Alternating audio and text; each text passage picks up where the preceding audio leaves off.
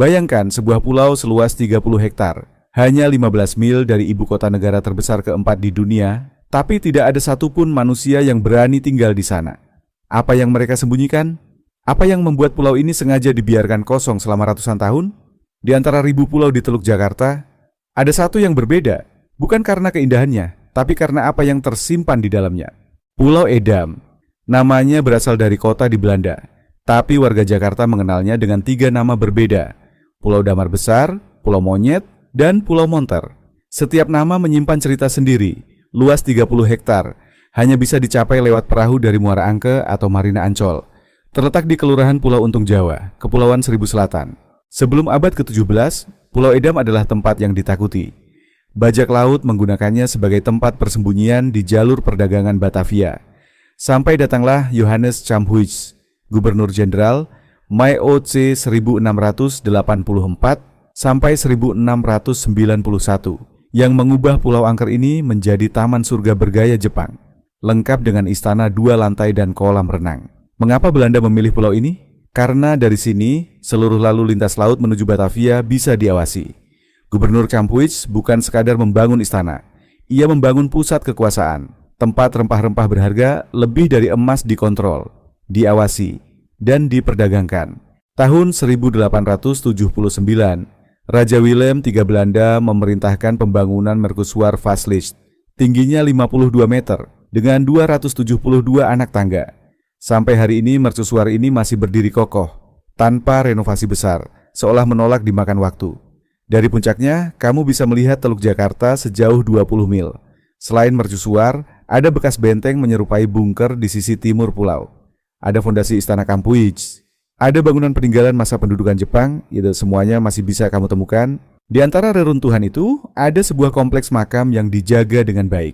Ratu Syarifah Fatimah, berdarah Arab, pewaris Kesultanan Banten, diasingkan ke Pulau Edam karena dianggap boneka Belanda. Saat gubernur Belanda yang mengangkatnya diganti, ia dibuang ke pulau ini sampai ajal menjemput. Makamnya kini jadi tempat ziarah. Bayangkan hidupnya, menjadi ratu karena campur tangan penjajah, dibenci rakyatnya sendiri, lalu dibuang ke pulau kosong dan meninggal dalam pengasingan. Kisah hidupnya lebih kelam dari yang bisa kamu bayangkan. Sejarah Pulau Edam tidak berhenti di kemewahan VOC. Di era pendudukan Jepang, pulau ini menjadi tempat kerja paksa Romusha. Para tawanan dipaksa bekerja membangun bengkel dan penggergajian kayu. Dan jauh sebelum itu, 1715 dan 1792, budak asal Bali dan Bugis melakukan pemberontakan di sini. Darah pernah membasahi pasir putih pulau ini. Pulau Edam bukan hanya indah, ia adalah saksi bisu kekejaman yang tak tercatat di buku sejarah sekolah kita. Setiap jengkal tanahnya menyimpan cerita perlawanan. Hari ini, Pulau Edam kosong. Tidak ada warga tetap, tidak ada warung, tidak ada rumah penduduk. Padahal dulu ini salah satu pusat aktivitas tersibuk di Kepulauan Seribu. Yang ada hanya penjaga pulau, reruntuhan bangunan, dan monyet-monyet liar yang berkeliaran bebas.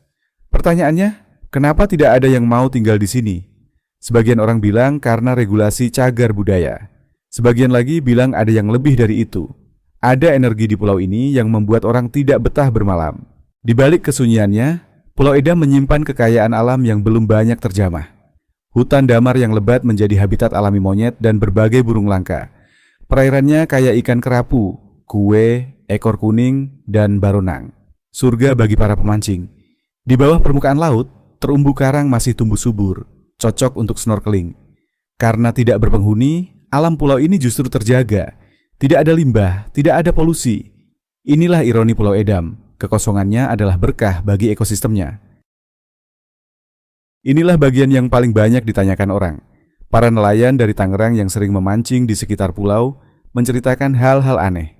Suara derap langkah di reruntuhan benteng ketika tidak ada siapapun. Bayangan di jendela mercusuar di tengah malam.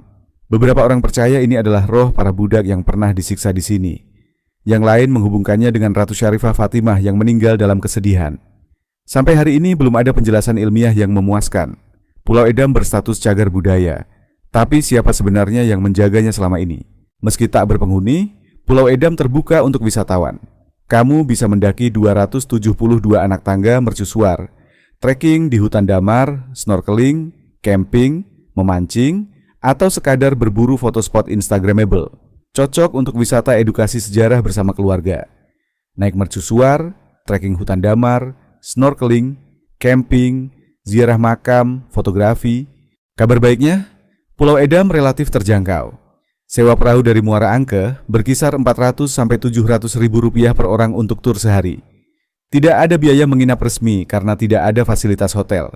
Bawa bekal sendiri. Tidak ada warung di pulau. Waktu terbaik berkunjung, pagi hari di musim kemarau. Perahu pulang pergi, 400 ribu sampai 700 ribu rupiah per orang. Bawa bekal sendiri. Tiket masuk, gratis garis miring sukarela. Ada hal yang sangat unik dari Pulau Edam. Ia pernah menjadi stasiun radar untuk memandu pesawat menuju Bandara Kemayoran. Jadi pulau ini bukan hanya saksi sejarah kolonial, tapi juga sejarah penerbangan Indonesia. Selain itu, di dekatnya ada Pulau Damar kecil, yang justru lebih dikenal sebagai habitat monyet liar yang bisa kamu amati dari perahu. Satu pulau, bajak laut, VOC, Jepang, dan radar penerbangan Indonesia. Ada di semua era sejarah. Pulau Edam bukan sekadar destinasi wisata. Ia adalah perpustakaan hidup dari 300 tahun sejarah Indonesia yang sesungguhnya bukan yang ada di buku teks. Di sini kamu bisa merasakan betapa keindahan dan kekejaman bisa hidup berdampingan di satu tempat yang sama. Kalau kamu orang Jakarta dan belum pernah ke Pulau Edam, kamu belum benar-benar mengenal kotamu sendiri. Itulah Pulau Edam, pulau yang tersembunyi di balik kesibukan Jakarta, tapi menyimpan lebih banyak cerita dari yang bisa kamu bayangkan. Kalau video ini bikin kamu penasaran, tekan like dan subscribe karena masih ada ratusan pulau lain di Kepulauan Seribu yang belum pernah diceritakan seperti ini. Pulau mana yang harus kami eksplorasi berikutnya? Komen di bawah.